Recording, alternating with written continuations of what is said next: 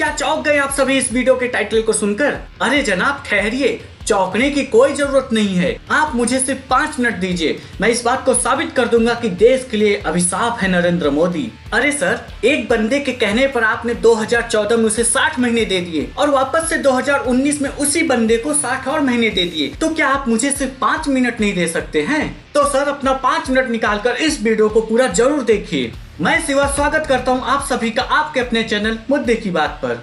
अब आप जरा अपने रोजाना की जिंदगी पर गौर करिए। कभी किसी ने आपसे कोई सवाल किया और आपने बिना कुछ सोचे समझे वही सवाल क्या कहकर उस व्यक्ति से दोबारा पूछ लिया, लेकिन अगले ही पल आपको एहसास हो जाता है आखिर उस व्यक्ति ने आपसे क्या कहा था। ठीक इसी तरह हमारे इस वीडियो को समझने के लिए आपको इस वीडियो को पूरा देखना होगा। उसके बाद आप सभी को खुद विचार करके यह निर्णय लेना है, क्या देश के लिए अभिशाप है नरेंद्र मोदी। क्या आप हमारे चैनल पर नए हैं तो सर चैनल सब्सक्राइब करके बेल आइकन ऑल पर प्रेस करके हमें मोटिवेट करने का काम तो कर ही सकते हैं। तो सर बिना देरी के चैनल सब्सक्राइब करके बेल आइकन ऑल पर प्रेस कर दें और हाँ, वीडियो को लाइक और शेयर जरूर कर दें। इसी के साथ आते हैं सीधे मुद्दे पर।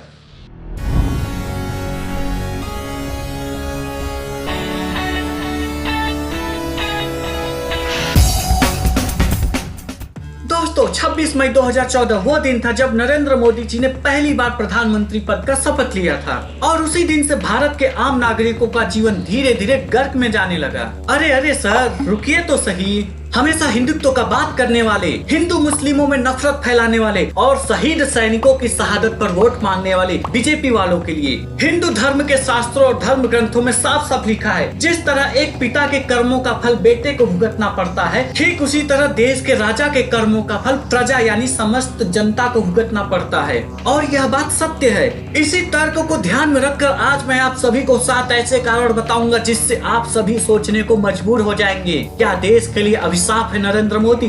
तो आइए जानते हैं इन सभी 7 कारणों को।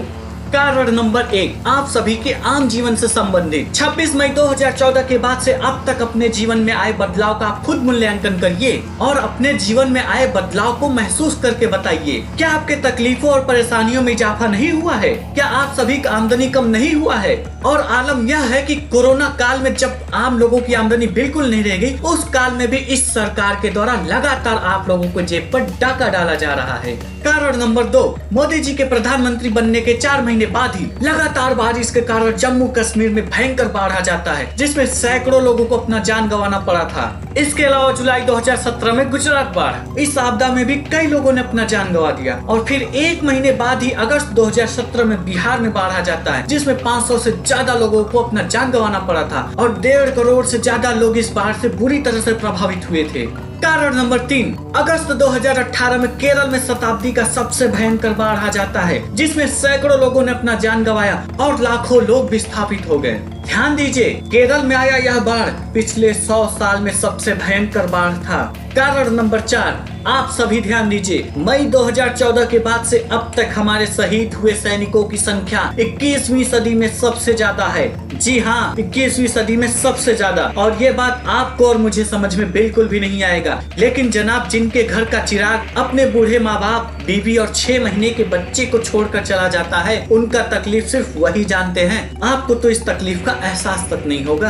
कारण नंबर 5, मई 2014 के बाद से आज तक, जी हाँ, मई 2014 के बाद से आज तक किसानों का आत्महत्या और महिलाओं पर अत्याचार भी 21वीं सदी में सबसे ज्यादा हुआ है। ध्यान दीजिए, और मोदी सरकार इन आंकड़ों को जनता से छुपाकर चोरों जैसा काम कर रही है। आंकड़े छिपाने में माहिर है ये मोदी सरकार। कारण नंबर 6, इन सब के अलावा मई 2014 से लगातार भारत में प्राकृतिक व अप्राकृतिक आपदाओं का भरमार सा लग गया है। जैसे आए दिन ट्रेन का पटरी से उतर जाना, भूकंप के झटके, तेज बारिश, बादल का फटना, ओलावृष्टि, तूफान, चक्रवात, भूस्खलन, हिमस्खलन, बिजली गिरना और खास करके किसानों का फसल तैयार होते ही उनका फसल प्राकृतिक आपदाओं से बर्बाद हो जाना। हालांकि ये पहले भी होता था, लेकिन मई 2014 के बाद से इनमें रिकॉर्ड बढ़ोतरी हो गया है और ये बात आप सभी जानते हैं। और इन आपदाओं में हजारों लोगों को अपना जान गंवाना पड़ा है।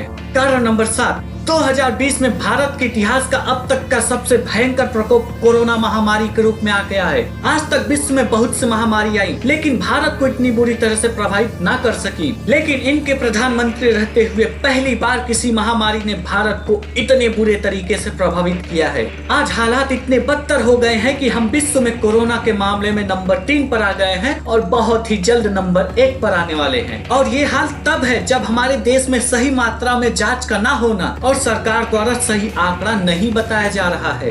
तो ये थे 7 कारण जो आपको सोचने पर मजबूर कर देंगे। तो दोस्तों कमेंट करके बताइए, क्या देश के लिए अभिशाप है नरेंद्र मोदी? क्योंकि धर्म ग्रंथों में लिखी गई बातें कभी गलत नहीं हो सकती हैं। हम आपके कमेंट का इंतजार करेंगे। इसी के साथ वीडियो लाइक करके शेयर जरूर कर दें। साथ ही हमारा चैनल सब्सक्राइब करके बेल आइकन ऑल पर प्रेस कर दें, जिससे हमारा हौसला बढ़े।